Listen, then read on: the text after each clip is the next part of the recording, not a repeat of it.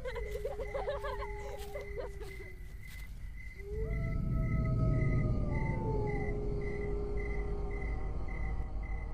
datang di Jalan-Jalan Malam.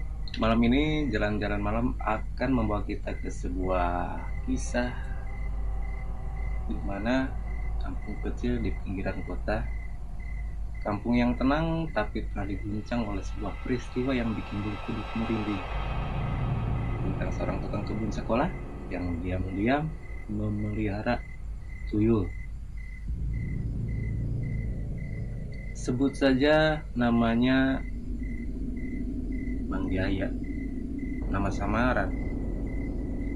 Orangnya sederhana, pendiam, dan sudah lama bekerja sebagai penjaga sekolah sekaligus tukang kebun di sekolah tersebut. Setiap pagi dia datang paling awal, menyapu, menyiram bunga, membuka gerbang, dan setiap malam dia yang paling terakhir pulang. Awalnya tak ada yang mencurigakan, sampai suatu hari warga mulai heboh karena banyak kejadian aneh. Uang warga banyak yang hilang, tapi bukan dicuri secara kasar atau ada semacam garong atau apa gitu. Uang yang disimpan di dompet, di kaleng, bahkan di celengan bisa hilang begitu saja tanpa bekas. Rumor pun mulai menyebar, katanya ada tuyul berkeliaran di kampung ini, kata seorang warga. Tapi timpal warga yang lain, tapi katanya siapa yang memilikinya, katanya. Ada yang tahu. Sampai suatu malam seorang warga melihat sesuatu gitu di sekolahan. Waktu itu sekitar jam 2 dini hari, petugas ronda keliling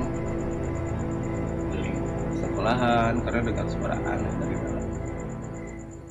Saat itu dia mengintip gitu si Ronda itu dari jendela ruang guru yang punya sedikit redup ya. Dia melihat sosok Mang Jaya ini duduk di lantai. Di depannya ada mangkuk berisi susu dan nasi putih gitu. Tanya ini juga ya.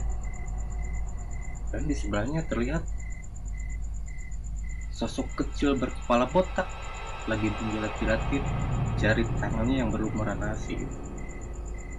Matanya merah, tubuhnya licin seperti bayi, tapi bukan bayi manusia. Petugas ronda itu langsung menutup mulutnya, menahan teriak karena kaget gitu ya.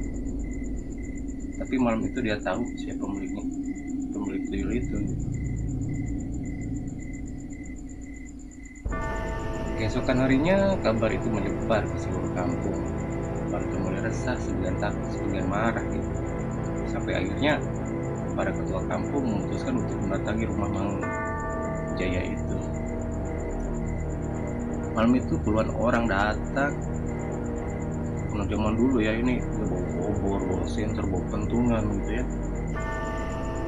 Mereka mengetuk pintu rumah Mang Jaya yang ada di belakang sekolah itu. Namun tak ada jawaban. Tapi dari dalam terdengar suara berisik seperti anak kecil berlari-lari, suara benda jatuh. Ketika didobrak pintu itu, semua itu kosong. Tak ada Mang Jaya, tak ada tuyul, hanya ada mangkuk susu yang masih hangat di lantai. Sejak malam itu, Mang Jaya menghilang tanpa jejak, gak tahu kemana, dan bahkan sampai sekarang nggak tahu gitu. Tapi keesokan paginya warga melihat bekas tapak kecil seperti kaki anak-anak berderet menuju arah sungai di kampung. Tapi jejak itu berhenti di tepi air dan tak pernah muncul lagi.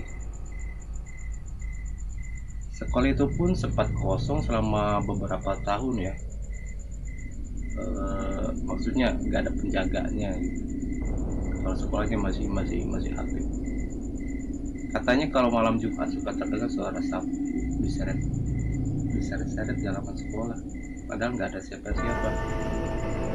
Dan di dekat taman bunga suka terlihat yang kecil berlari-lari lalu menghilang di balik ruang guru.